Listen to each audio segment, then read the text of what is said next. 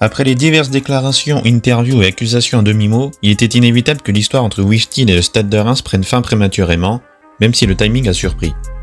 Il est temps de dresser le bilan des 19 mois passés par le jeune anglo-belge à la tête de l'équipe première.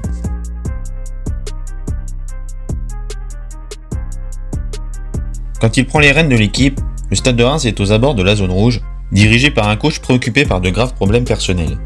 Sous son égide, le club s'est remarquablement redressé, enchaînant une série époustouflante de 19 matchs en défaite, dont 17 avec lui. Dans son sillage, le jeune coach a su insuffler du positif à tous les niveaux.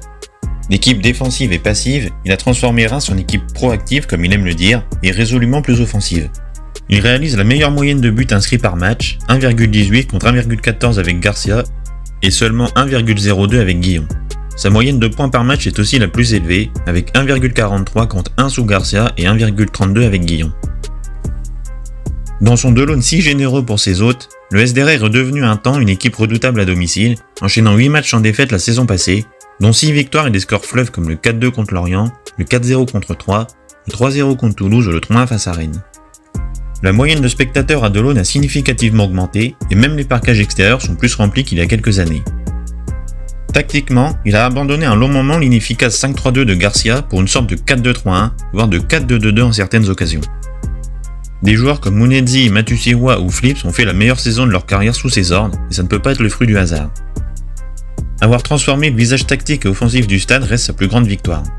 Ajoutant à cela une communication beaucoup moins convenue, plus cash et transparente, qui fait du bien dans un football aseptisé.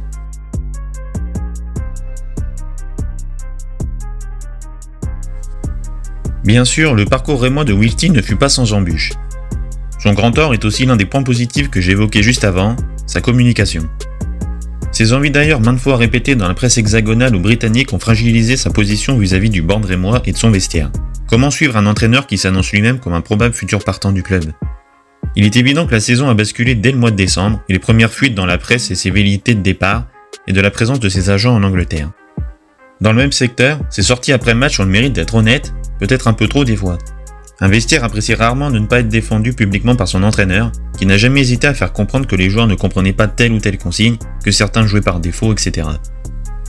Autre point noir, sa victimisation permanente en conférence de presse, rabâchant qu'il était heureux d'être à Reims, qu'il s'y voyait à long terme et qu'entre guillemets les méchants supporters et journalistes racontaient des bobards. Et pourtant, c'est bien souvent lui qui a allumé les feux, ou au moins soufflé sur les braises. On peut également lui imputer une certaine instabilité tactique et d'équipe type, puisqu'il a toute la saison oscillé entre défense à 4 et défense à 3, même si la faible profondeur de banc dans certains secteurs ne l'a pas aidé. Il n'a jamais réussi à établir une hiérarchie claire entre les latéraux, alignant Wilson S-Brown, De Smet, Akeme, Fouquet, Diakité, Buzy et Koudou à tour de rôle.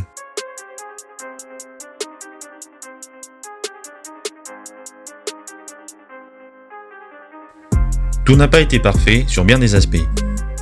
Mais l'on ne peut qu'être reconnaissant envers Wijteel, un coach moderne, hors des sentiers battus, qui a fait souffler un vent nouveau sur le Stade de Reims pendant plus d'1 an, dans le jeu comme dans les ambitions.